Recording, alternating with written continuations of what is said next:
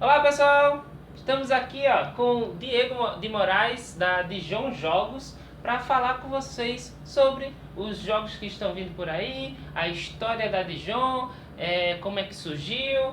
Eu estou aproveitando essa viagem de São Paulo para conhecer todo mundo. Eu conheço pela internet, agora estou conhecendo pessoalmente. Todo mundo. Prazer. Prazer.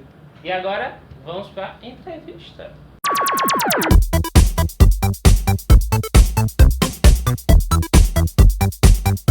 Então, Diego, obrigado por nos receber aqui. Obrigado. Primeiramente, eu gostaria de saber uma coisa que eu sempre quis saber, de onde veio o nome de Dijon. Então, eu não sei o quanto vocês sabem, mas antes eu tinha um canal no YouTube chamado Coronel Mostarda. Coronel Mostarda tal por causa do detetive ou clube, né? Uhum. E peguei esse nome e comecei a trabalhar em cima disso e depois acabei continuando no universo das mostardas e só deixei mais forte e deixei Dijon. E o interessante disso tudo é, você começou como criador de conteúdo e foi agora para dono de uma editora de jogos. Uhum. De onde surgiu essa ideia? Na verdade eu sempre quis trabalhar com jogos, né? Desde criança, quando eu não conhecia direito o jogo de tabuleiro. Então, eu sempre quis ser game designer de fato. E aí eu decidi montar uma editora, só que se eu começasse do zero, eu achava que não ia dar muito certo. Uhum. Então, eu também ao mesmo tempo sempre gostei muito de cinema e criação de conteúdo. Então, eu decidi montar um canal no YouTube para mostrar jogos no geral, meio que mostrar esse universo para as pessoas e aí depois entrar com a empresa em cima. Só que o que eu não esperava é que a empresa fosse comer o canal, né? Comer meu tempo e eu não consegui mais Uma fazer nada no mostardazinha canal. por cima, assim. Então, o legal da Dijon é que começou com os Incríveis Parques. Foi o primeiro jogo. Foi financiamento, né? Foi financiamento. E como é que foi a criação dos Incríveis Parques de Minas Gerais? É um jogo seu, né? Um jogo meu, minha autoria, e não é o meu primeiro jogo. Eu fiz 4 antes dele, que nenhum deles eu achei que tinha futuro. Continua aí no porão. Eles devem estar devem estar escondidos aí em algum lugar ainda. E aí mas continuei trabalhando, tal. Montei vários grupos de playtest e comecei a desenvolver de fato. Esse foi um que no primeiro teste eu parei, joguei e falei, putz, esse dá pra continuar. Esse tá bacana. Aí continuei, coloquei novas ideias, tal, testei com muita gente importante e muitas pessoas deram feedback, né? E acabou saindo o que saiu, o que foi lançado. E depois veio o Heróis de São Vilano? Aí o Herói de São Vilano não é meu, né? Não é minha autoria, sim. É do Eduardo do Guerra, o canal de São José dos Campos, que tem um canal no YouTube também, não sei se posso fazer propaganda dele aqui. Crossover de crossover. Vários canais ao mesmo tempo. Chebaz. Que é o 3 Dus, né? Que eles fazem canal com outros 3 Eduardos lá. 2 Eduardos, né? Ele é o terceiro, ou o primeiro, ou o segundo, eu nunca sei, qualquer ordem. E aí ele entrou em contato comigo, eu lembro que foi bem no momento assim que eu anunciei a editora. Eu falei no canal que eu ia montar uma editora, aí ele entrou em contato comigo e falou, ó, tem tais jogos, quer dar uma olhada? Aí tinha o Heróis lá, que na época se chamava Heroes Watchtower. Aí eu falei, não, o nome em inglês aqui não vai funcionar. Até mais porque Watchtower é muito difícil de falar. Eu já vou jogar o Heróis de Watchtower. Aí a gente começou a trabalhar em cima dele também. E era o que eu queria mostrar para as pessoas, né? Que a Dijon não é uma empresa só do Diego, né? Não faz jogos só meus. Faz jogos de qualquer autor brasileiro que tenha jogos bons para oferecer. E o que eu estava conversando com o Diego é exatamente isso.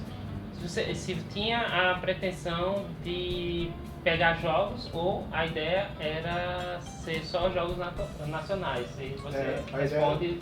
A ideia é só fazer jogo nacional mesmo. Não queria entrar de concorrente das empresas que já existem. Então, já tem muitas trazendo jogos de fora para cá. E é um trabalho que não me agrada, assim, a localização, produção e distribuição, eu gosto da criação de jogos. Então, a ideia sempre foi fazer jogos nacionais e depois fazer o processo inverso do que eles fazem, que é lançar os jogos para fora, né? O que é mais empolgante, assim, imaginar se conseguir... E mais difícil, né? Mas a partir do momento que der certo, deve ser muito legal. Ainda não cheguei lá. É a proposta, né? A ideia a proposta, tá lá.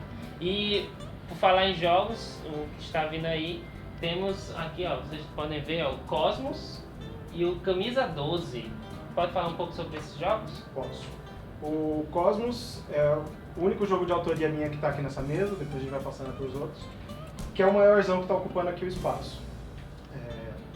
O Cosmos, a ideia dele é que você é um planeta de informação, cada jogador ele é um planeta de informação. E a gente está num disco protoplanetário, então é quando a estrela acabou de nascer e os planetas estão girando em volta dessa estrela, ainda pegando formas, sabe? Eles ainda estão em formas meio estranhas e tal. O conceito dele é ser um jogo eurozão, né? Mais pesado, mais sério.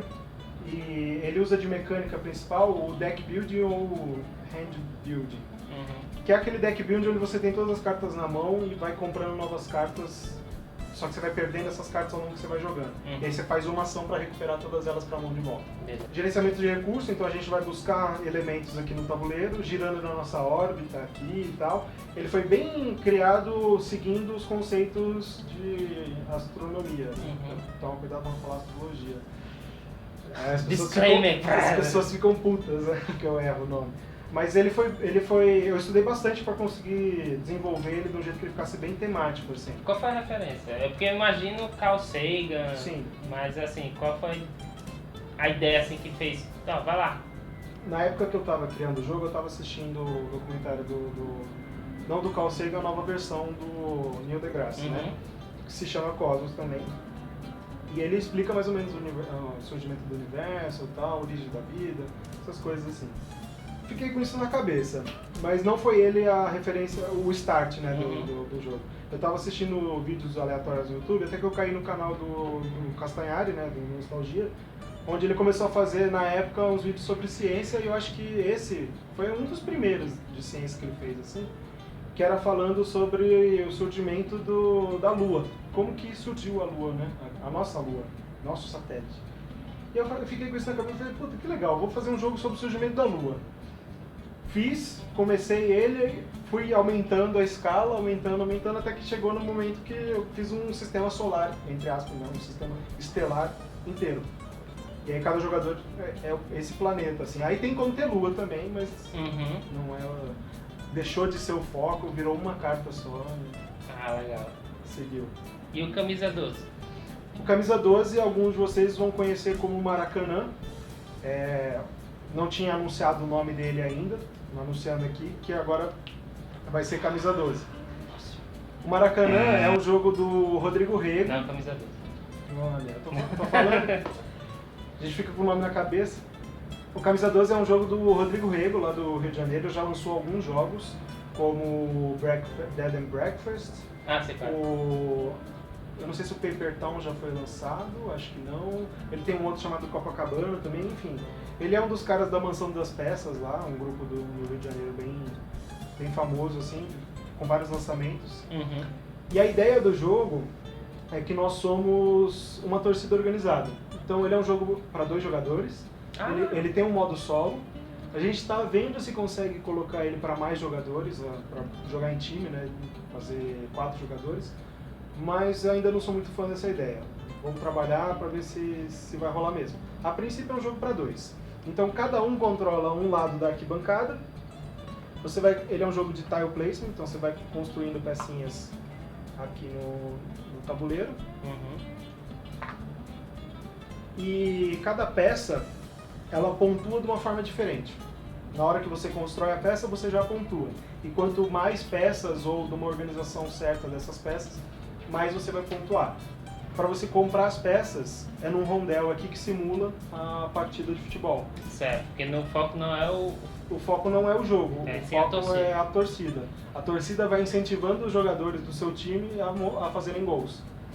Então você compra as peças aqui do rondel, constrói elas no seu tabuleiro dependendo do lugar do sim que você pegou. E a pontuação do jogo, ela não é bem a pontuação mesmo que de fato que faz você ganhar. Então tem a pontuação que é estrelinha, mas em alguns momentos da pontuação você marca gol, o seu time marca gol. E o que importa é quem tem mais gols no final. Então se o jogo termina assim, por exemplo, tá 2-2. Os dois passaram na marca de gol. O jogo terminou empatado. Se terminou assim, 3-2, quem fez 3 ganhou. E aí se termina empatado, tem cartas de pênalti, que é um objetivo desde o começo do jogo. que você vai meio que tentando pegar aquelas peças para desempatar no final do jogo. Certo. E esse jogo é family friendly, é a torcida organizada que deveria ser, né? Tipo, Sim, exatamente. tem Não tem hooligans, pancadaria, não tem. E nem xingando o juiz. Não. Pronto. Aí depende dos jogadores, né? Ah, tá. É uma coisa à parte, né? Aí eu não tenho controle. Então, beleza. Tempo de duração desse jogo aqui. O Maracanã é um jogo de... 12. Eu tô sempre falando na mente. Tá certo. O Camisa 12, ele é um jogo de mais ou menos 20 minutos, a E partida. o E o Cosmos? Cosmos, ele tá mais ou menos 1h30. Legal. E deixa só... É porque eu gosto de voltar para os assuntos, Não mas tem é porque eu problema. vi um negócio aqui. Cada jogador tem um planeta, né? Isso. E aí eles têm Você várias coisas que parecem complicadas. E quando a pessoa entende o jogo, aí fica descomplicado. Cada planeta, ele tem as suas características aqui, Uhum. né? Então, o objetivo do Cosmos é você montar um planeta... Montar é uma palavra estranha para usar aqui. Mas desenvolver o seu planeta a um ponto que ele seja capaz de suportar a vida como a gente conhece. Então, Evolui seu planeta. Evoluir. A trilha de pontuação do jogo é a capacidade de formar vida. Tá? E aí cada coisa dessa daqui no tabuleiro é uma característica. Então tem a gravidade, tem a atmosfera, tem a rotação, tem a temperatura. Tudo tem que estar de um jeito ideal para que a vida possa desenvolver. Então isso foi transformado em pontos, né? Então dependendo do que você consegue cumprir aqui no seu tabuleiro, você marca tantos pontos. É igual os Os valores tabuleiros são iguais. são iguais, né? São iguais. Então não tem poderes. Tem. Poderes. Tem, Aí tem características. Tem, mas não no tabuleiro. Não no tabuleiro, mas você já começa com esse. Tem dois modos, né? Tem um modo onde todo mundo já nasce com um micro-organismo básico no seu planeta. Que faz uma coisa diferente. Eles não vão fazer nada de diferente, eles têm os mesmos recursos iniciais e não tem nenhum poder. Esse é o modo básico do jogo. O modo avançado, você tem cartas de micro-organismos diferentes. E aí cada micro-organismo ele te dá quantos recursos você começa, quais recursos você começa, e ele te dá um poder diferente, né? Eu tava mostrando de um jeito que não dá pra aparecer nas ilustrações. Acho que assim Mas legal. dá pra aparecer. Provavelmente ele vai me obrigar a jogar o base primeiro e não ir pro É um justamente negócio por isso. legal logo. Não, mas o É porque eu base gosto de poderes serve, diferentes, né? o modo básico serve para você compreender as mecânicas do jogo, né? Com E certeza. se familiarizar com todas as cartas, porque existem baralhos diferentes aqui, da onde você vai adquirir novas cartas para baixar elas no futuro. 3 baralhos são fixos, toda partida que você for jogar vão estar eles. E tem um baralho aqui que ele é variável, então cada partida você pode usar um diferente. Bacana. Eu desenvolvi 4 baralhos diferentes ali. Isso. E E cada o potencial de expansão? Assim, para o baralho. Aqui já tem como, né? Esses 4 já são potenciais de virar algum tipo de meta, alguma coisa assim, porque é mais custo, né, na hora de produzir. Então, no caso, o Cosmos, ele já sabe, vai ser financiamento, vai ser... A ideia é fazer um financiamento coletivo dele. Eu estou só esperando alguns orçamentos para ter certeza dos valores e tudo mais. Queria fazer ainda esse ano. Novembro é um mês bom, assim, então talvez esse ano ainda, daqui a pouco tá aí. Fiquem atentos. Não vou prometer. Não prometa não. Eu ia dizer, final de algum ano. Não. Mas assim, fiquem atentos às redes sociais da Dijon Jogos, porque pode ser que seja o momento de vir o Cosmos. Ele está pronto, assim, ilustração, game design, tá tudo prontinho, só estou esperando o orçamento mesmo. E o Camisa 12? O Camisa 12, ainda não sei se ele vai ser financiamento. Eu espero que não. Vou tentar fazer ele fazer direto, né? Venda direta. E aí a previsão é logo, pouco tempo depois do Cosmos. Assim. Então como o Cosmos não está muito definido, a data, também não tenho como definir a data do Camisa 12. Mas vai ser quase que um seguido do outro. E agora a gente vai para a parte dos... Assim, você ainda não anunciou em nenhum canto, né? Não. Pronto, então coisas exclusivas que a gente não pode mostrar muito, mas são jogos que estão aí nas avaliações, nas análises de regras e que vocês vão ter como exclusividade aqui na Casa Nerd LOL. Mas antes de falar sobre essa parte, eu vou aproveitar o ensejo para começar a falar sobre protótipos. Porque conversando com você fora, como é esse trabalho de analisar jogos? Assim, qual é o passo a passo do dono de uma editora quando tem um primeiro contato com o desenvolvedor? Porque assim, você pensa que já tá pronto. Então, fala um pouquinho dessa via cruz só para o pessoal ter a noção de, né? Tá bom. Processo do protótipo ao jogo. Acho que a gente tem que falar um pouquinho antes de como que chega o protótipo na editora primeiro, né? Como que os autores encontram a gente ou a gente encontra os autores. Existe todo um processo, não basta você simplesmente, desenvolvi um jogo, vou ligar para todas as editoras e vou mandar o jogo para ela. Não funciona assim. Cada editora ela tem um perfil, ela tem um objetivo e tem um catálogo. Então os jogos eles têm que se encaixar dentro do catálogo da editora ou pelo menos o que a editora está buscando. Aqui na Dijon eu busco sempre jogos euro, leves e médios, mas que sejam temáticos. Não quero euro de fazendinha que não vai ter tema nenhum, né, que o tema é cuspido. Eu quero temas que apareçam nos jogos. Então no Parques eu fiz isso, né, tentar fazer todas as peças, a construção do seu parque aparecer ali. O Heróis, você tem que montar uma equipe de heróis mesmo, ir atrás dos vilões. No Cosmos, não tem como ser mais temático do que isso, você fica andando na sua órbita, você é um planeta que fica girando no sentido horário. Não tem como ser mais temático do que isso. Buscando os elementos. O Maracanã também, você vai montando a sua torcida, existem vários tipos de peças. Maracanã, eu falei Maracanã de novo. É camisa 12, gente, camisa 12. Obrigado por me dar material para edição engraçada. O Camisa 12, ele tem toda essa questão de você ter vários tipos de peça, que é o que a torcida costuma fazer nos estádios grandes. Então, montar bandeirão, montar mosaico, fazer canções, soltar fogos, por mais que aqui seja proibido, no jogo não é, tá? Porque ninguém vai soltar fogos nos olhos dos amiguinhos. Family friend. Fazer ola, enfim. E ele está tematizado nos times. Por mais que a gente não possa usar times reais, a gente criou 24 times diferentes aqui que fazem alusão a times reais. As seleções a gente não tem problema, então existem seleções aqui que também trabalham tematicamente, por exemplo, a Holanda. A Holanda é um time que tem um poder de girar um rondel. E o nome do poder se chama Carrossel, que é o que a Holanda ficou conhecida, né? Então a gente tentou tematizar tudo no máximo possível. E tem uma... Teve uma pessoa que ficou conhecida na torcida do Paraguai, tem alguma referência? Não tem o Paraguai. Tá certo. Sim, continue. Aí a avaliação, né? Depois, a partir do momento que você recebe um jogo, antes disso você tem que fazer toda essa análise, né? Então você vê mecânica, tema, duração, vê se ele se encaixa no perfil, beleza. A partir do momento que você aceitou analisar ele, você pega o protótipo e começa a jogar. Eu tenho alguns grupos de jogos, né? E grupos online, grupos físicos, presenciais, onde eu testo com as pessoas. O que eu montei nesses grupos é fazer meio que um playtest compartilhado. Então não é playtest só da Dijon, é playtest de todo mundo que participa desse grupo. Então eu faço playtest dos meus jogos, as pessoas que fazem parte desse grupo fazem playtest dos seus jogos também. Entendi. Então um dia é meu, outro dia é do fulano, outro dia é do outro ciclano, e assim a gente vai testando e analisando os jogos de todo mundo. Com isso eu consigo analisar os jogos deles, para ver se alguma coisa me interessa.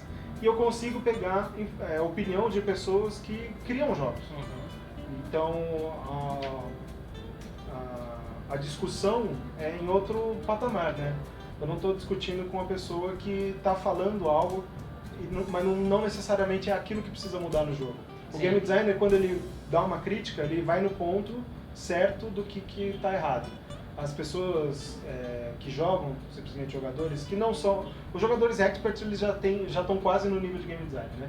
Mas as pessoas mais casuais, elas costumam falar o que elas estão sentindo, sentimento. Mas elas não conseguem apontar o que incomodou. Assim. Às vezes ela até aponta um lugar que incomodou, mas não é aquilo.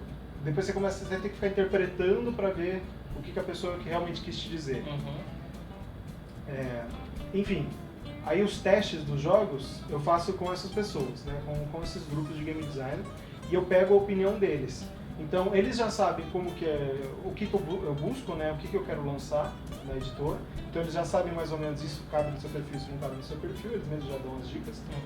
E quando eu levo alguma coisa lá é porque eu já estou bem interessado, né? E aí é mais discussão de mecânica, tipo, isso aqui tá legal, isso aqui tá legal, tem potencial nisso, não tem potencial. Se tem, eu continuo, falo com o autor, vamos fazer. Se não, devolvo, tento a outra. De vez em quando até indico aí concorrentes, indico vocês. Esse cabe mais nesse perfil, legal. E aí depois dessa... conseguiu. Aí como você decide em questão de, isso aqui é cara de financiamento, isso aqui dá pra ir pra... Tá. Financiamento normalmente são jogos que são um pouco mais caros de produzir, né? Porque você não consegue, principalmente uma editora independente como eu, não consegue lançar logo de cara, né? Deixa eu só fazer um dedo, porque criou-se, mais lá fora, né? Essa perspectiva que financiamento coletivo é qualquer jogo, no sentido de Camon que tá cheio de dinheiro, tipo, vai, faz financiamento. Tem empresa que acredita que é tipo assim, mais seguro para elas, né? Sim, com pelo certeza financiamento. Mas o cerne do financiamento no começo era tipo ajudar as empresas independentes, né? E aí acabou depois virando um modelo de negócio, né? Exato. Um jeito de como você viabilizar essas coisas sem ter tanto risco para sua empresa. Eu tento não usar dessa forma. Exato, eu lancei 2 jogos só até agora. O Cosmos vai ter que ser um que vai precisar, porque ele é um jogo mais robusto, mais caro de produzir.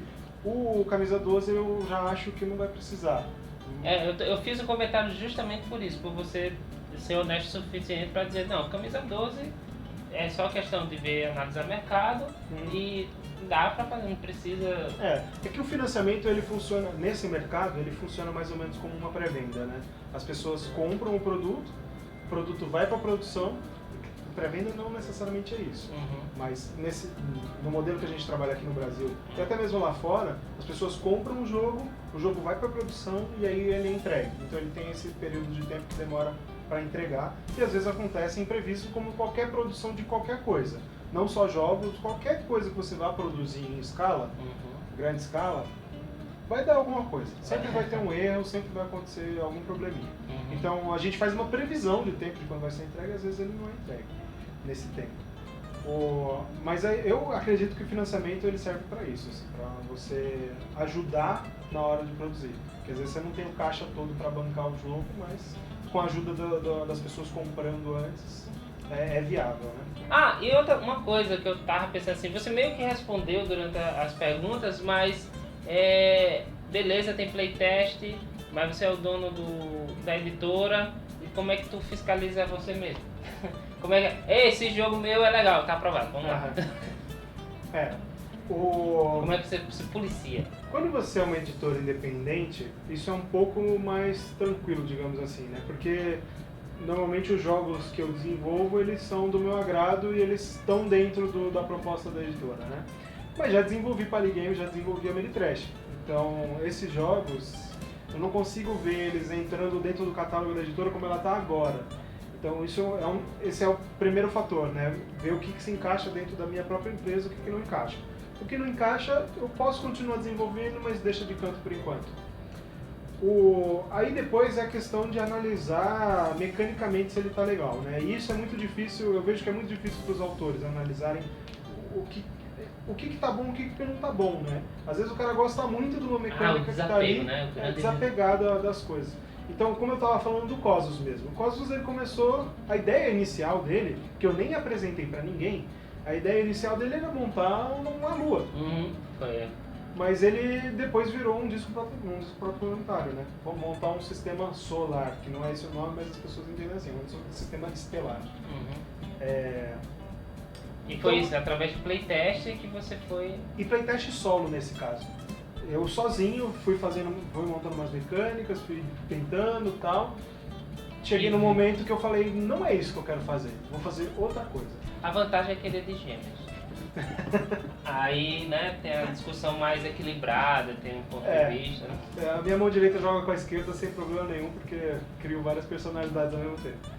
Mas, então, o playtest solo ele é muito importante, né? Porque quando você tem uma ideia na cabeça, parece que é lindo. A partir do momento que você colocou no papel e testou, mesmo sozinho, só movendo ali, fingindo que você é outro jogador, você já consegue identificar o que está errado. Mas aí é senso crítico, né? E desapego, muito desapego. Isso aqui não é um filho seu. Isso aqui é um produto. Isso aqui é um jogo, ele tem que ficar legal, ele tem que agradar as pessoas que vão jogar ele. Você vai jogar esse jogo? Talvez. Mas eu normalmente não jogo meus jogos. Eu testei tanto que depois perde a graça de jogar pra mim, assim, sabe? E tem outros autores. Você não assiste seu próprio filme. Não assisto meu próprio filme. Tem outros autores que falam a mesma coisa. O Bauza, o Catalá, eles falam a mesma coisa. Não costumam jogar os próprios jogos. O Eric Lang. Porque você testa tanto, você joga tanto, que parte um momento que você não consegue mais enxergar aquele jogo como diversão e trabalho. Você não consegue mais separar. Um pouquinho de desvantagem, né? Você acaba perdendo isso quando você começa a trabalhar muito no jogo. Mas tem que desapegar, porque senão o jogo não fica legal. Você começa a focar, incentivar tanto a que tal mecânica exista, mas às vezes ela não está funcionando. Pelo contrário, às vezes ela funciona, mas nada com o resto dela está funcionando. E às vezes você tem que matar a mecânica principal para que o resto que está divertido funcione, sabe? Muito depende de caso a caso. E aí também aceitar muito a opinião dos outros, né? Como eu falei lá nos playtests, eu tento sempre testar com pessoas game designers. Porque daí a opinião delas é um pouco mais crítica, digamos assim, mais direto ao ponto. Fazer outro canal aqui. Rapaz, tu gosta do outro canal. Então, fazendo o playtest com essa galera é muito mais fácil assim de desapegar. Entendo que não é todo mundo que consegue fazer playtest com outros designers, né? Você precisa estar dentro de um polo, onde tem outros designers e tal, até mesmo jogar só pela internet com pessoas do país inteiro, enfim.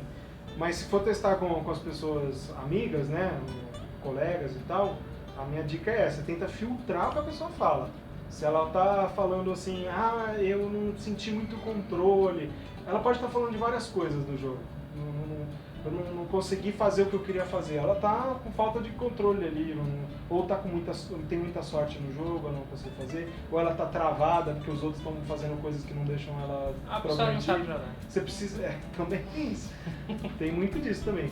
Porque exatamente, tem que ter essa interpretação. Tem alguns designers que, não é que tem alguns designers, eu não fiz uma pesquisa, né, mas dizem por aí, né. Enfim, o visualmente assim, experiência própria, melhor palavra. Quem está começando, às vezes fica muito, ele fica muito assim, aberto, porque existem dois tipos, né? Mas assim, fica muito aberto à crítica, ou seja, qualquer crítica que dão negativa, ele acha que aquela crítica está certa. Tem E por outro lado também, assim, o cara que é muito apegado ao jogo e recebe uma crítica, então, por isso que você falou, que é interessante mesmo o cara tá sempre envolto de outros game designers, porque eles sim estão por dentro, né, essas coisas, então realmente tem que, né, não é fácil. E não só game designers, acho que pessoas que estão dentro do mercado, trabalhando dentro desse mercado, sabe? Por isso também que falam que, dizem por aí, né, que não é playtest você só fazer teu jogo com os amigos, você tem que fazer familiares, não, então, só com a galera amiga. Você tem que também, o próximo passo é levar para eventos, para outras pessoas conhecer jogadores diferentes, personalidades diferentes. Mas aí se for nesse caminho tem que ter muita interpretação de texto, digamos assim. Exatamente. Então vamos lá para a parte de exclusivo, que assim, é exclusivo no sentido de vocês vão saber sobre alguns jogos, mas os nomes talvez não sejam os mesmos, algumas regras talvez não sejam as mesmas, mas ele vai mostrar o que dá para mostrar aqui, que está quase certo, que talvez mude, mas enfim, é exclusivo. E aí? Então vai lá, diga aí. Mostrar os projetos que eu estou trabalhando agora, né? Porque esses dois que eu falei agora, tanto o Camisa 2 quanto o Foz, eles estão finalizados. Não tem mais o que mexer neles, eles estão prontos só esperando orçamentos e dar continuidade na produção dos jogos.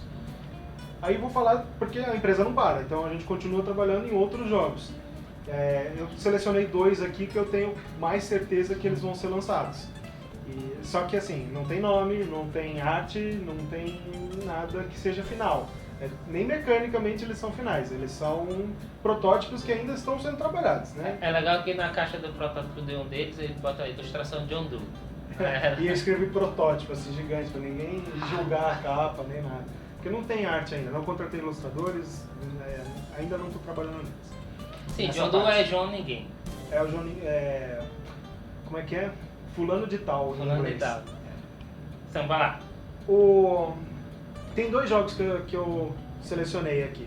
Um deles, o codinome é Inside Information. É um jogo do Sérgio Alaban, que já lançou vários jogos, tanto autorais, né, quanto no mercado de massa. E ele é um jogo de cartas, exclusivamente cartas, não tem nenhum outro tipo de componente, não por enquanto, mas acho que ele vai funcionar só com cartas mesmo. Eu vou precisar pegar ali, então eu vou atrapalhar a Não, gravação. esse aqui? É. Vai lá.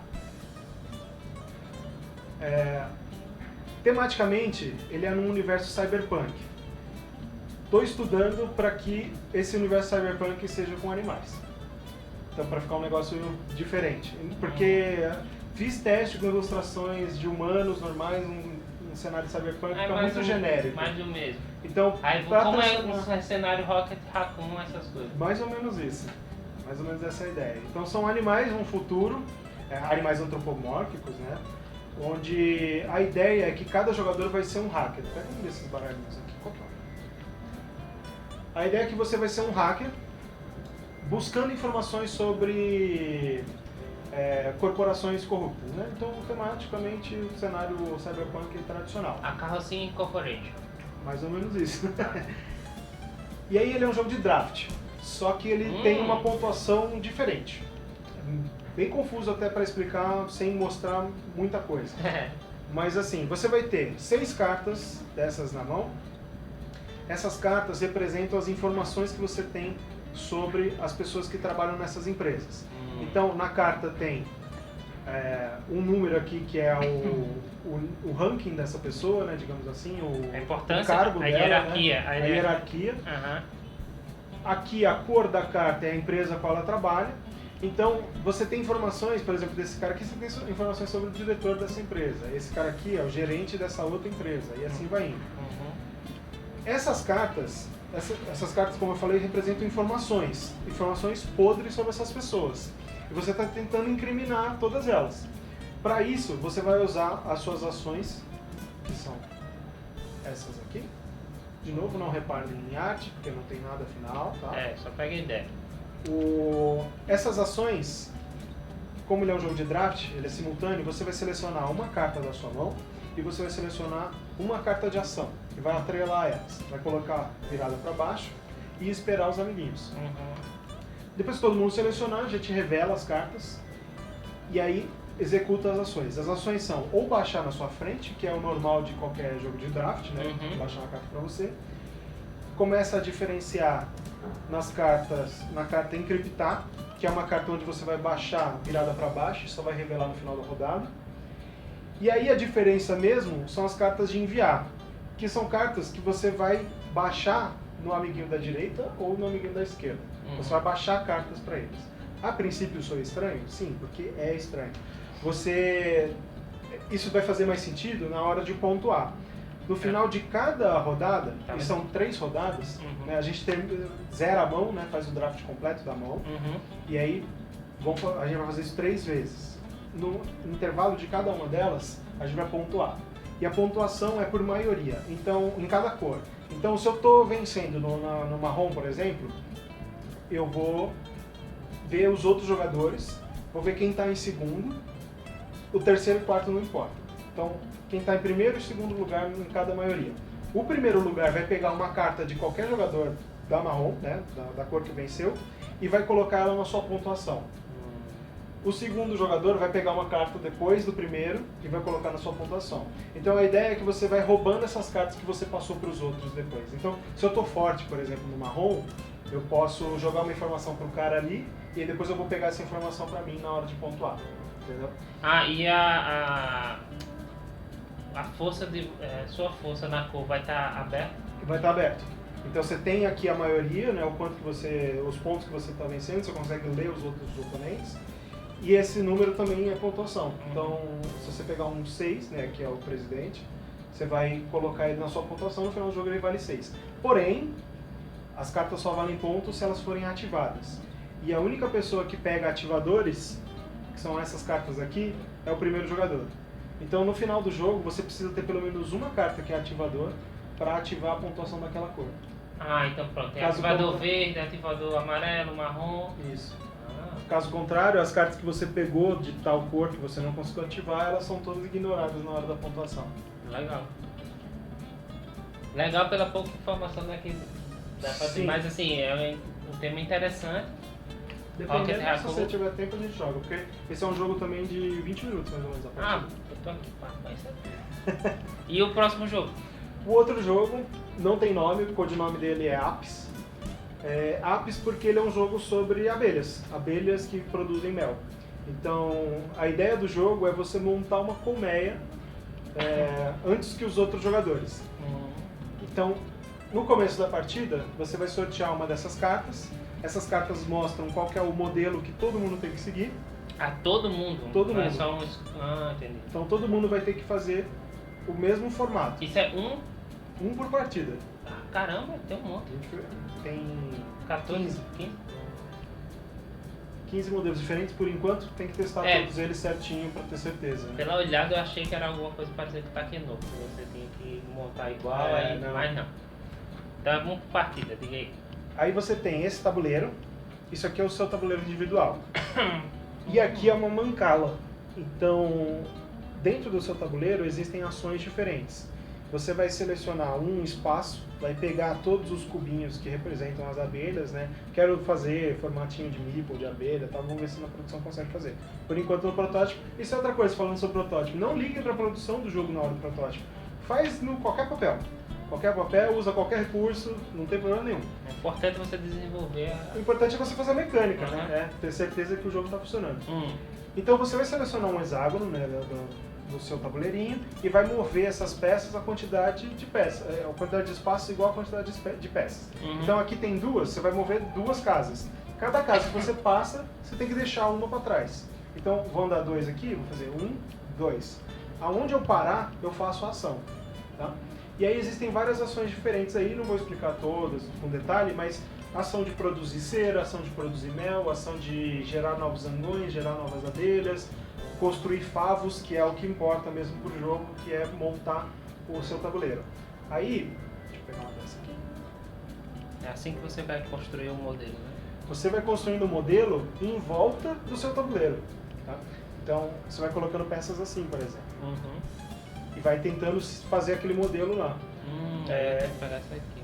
Aí você tem que gastar cera para construir esses negócios, esses favos e tal. Então, tematicamente, ele está bem amarradinho também. E a grande diferença aqui dessa mancala é que existem essas setinhas nos favos. E as setinhas, elas são multiplicadores de ação. Na hora que você para num lugar que tem uma setinha, você faz aquela ação multiplicado pela quantidade de setas que estão apontadas para ela. Ah, legal. Então, se eu parar aqui, eu vou fazer essa ação mais uma vez. Vou fazer 2 vezes. Entendeu? Bacana. E é secreto, assim, o que você tira, você vai pegar e escolher? Fica montado na mesa, se eu não me engano, é o número de jogadores. E aí vai repondo. Igual ao número de jogadores. Tipo Você Santa compra Maria, por exemplo. abre outro, isso. Legal. E tem diferença zangão ou a gente só mexe com uma baralha? Cada um tem uma função, né? O zangão ele não sai da colmeia normalmente, né? Ele fica lá dentro e ele serve mais para reprodução. Então a gente colocou ele dentro dos favos. Eles são os ativadores de cada favo. Eles vão meio que protegendo aquelas regiões. As operárias, elas são os cubinhos na mancada. E a gente está trabalhando numa mecânica de jardim, que é quando elas saem da colmeia para ir buscar recursos lá fora e voltar. Mas isso ainda não está completamente desenvolvido. O mel, ele é usado para alimentar as próprias abelhas. A gente acha que é alimento só para a gente, mas não é alimento delas também. Elas não comem pólen, elas usam o pólen para transformar em mel e cera e qualquer outro tipo de coisa. Existe até um mel diferente que é a geleia real, que só a rainha come, pensando em implementar isso de alguma forma. E existe a rainha também, que ela fica no centro do tabuleiro, ela vai girando e ela é uma setinha, igual os favos. Só que ela é uma setinha que você consegue manipular, né? Colocar ela para onde você quiser. E esse é um tipo de jogo que não tem... você no seu mundo, ou tem interação entre os jogadores? Então, a interação é o que a gente está desenvolvendo agora. Você matar agora. a rainha? Não pode. Não existe isso? Quer dizer, não sei. Não existe. A interação a gente está trabalhando no jardim agora. Então... quando vai pegar. Então tem uma briga ali, uma disputa para ver quem vai conseguir pegar tais flores. Legal. Porque senão a interação fica só na hora da compra dos favos, né? Como todo mundo tem o mesmo modelo, às vezes as pessoas querem o mesmo favo, o mesmo formato, um tipo de formato acaba antes que o outro, porque existem vários tipos de formato, né? Pega de baixo. Não, de baixo dessa aqui. Porque esse é o favo de fato, essa daqui é só o busto. Então tem formatos diferentes, né? Então maiorzão, menorzinho, dependendo do modelo que você está tentando fazer, umas peças vão valer mais que as outras, né? Então esse jogo é do Rafael Brunlen, é um menino lá de Campinas. Ele ainda não lançou nenhum jogo, mas ele é um menino que... Menino, ele tem a mesma idade que eu, você fica Esse chamando de menino promete, esse menino promete. Ele tem várias ideias legais, assim, vários jogos bacanas. Ele é apicultor? Não, pior que não. Ok. Esse também não é o primeiro jogo dele, eu tava analisando lançar um outro jogo dele que é sobre academias. Montar uma academia, mas eu achei que não ia ser muito o perfil da empresa. Apesar de ter muito crossfit por aí. Hoje em dia faz mais sentido do que na época que eu tava analisando. Poderia ser academia de crossfit. Obrigado, Diego, Obrigado a você. pela recepção. Mais uma recepção bem sucedida. Foi muito bacana conhecer a Dijon Jogos. E você gostaria de falar alguma coisa pro pessoal sobre jogos e quem quer começar numa editora independente? Se você quer começar numa editora independente, pesquise muito sobre isso, porque são várias coisas, principalmente aqui no Brasil, que você precisa saber fora a criação de jogos, né? Você gerenciar uma empresa é muito diferente do que você criar um jogo. A empresa ela vai te consumir de outras formas, como entender como você tem que pagar os impostos, fazer a nota fiscal. Não é só I have a dream.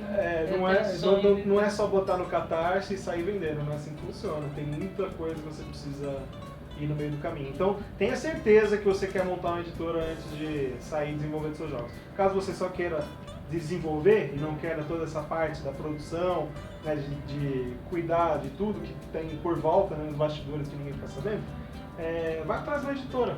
Vai atrás de alguém que tem, alguma editora que tem o perfil daquele seu jogo, né? E não precisa ficar preso nas editoras do Brasil. Você pode pegar e-mail das suas editoras lá de fora e lançar lá fora. O que te impede? Tem vários, assim... O e-mail que você vai mandar para mim, você manda do mesmo computador que você vai mandar pro cara da TMG, qualquer outra empresa que não seja gigantesca. Não vai mandar pra Fantasy Flight, né? Vai ser muito Tem um jogo massa pra Fantasy Flight sobre... Vai ser muito mais difícil conseguir com a Tampinhas. Fantasy Flight, mas você consegue com outras empresas menores, tranquilo. Tipo... Tem um pouco de acreditar no seu próprio projeto Claro. e... Assim, no máximo E você se recebe esforçar, um não, né? Não, mas o não todo mundo já tem. Exatamente. Você já tem o não. É uma frase tipo assim, motivacional. Você já tem. Grey Coach. Então valeu, pessoal. Valeu, gente. Até a próxima. Se você gostou desse vídeo, clique em gostei, ó. Compartilhe com seus amigos e se você quer conhecer mais sobre a Dijon Jogos, na descrição desse vídeo tem o link para o site deles. Desse lado aqui, ó. Desse lado aí e até a próxima. Tchau!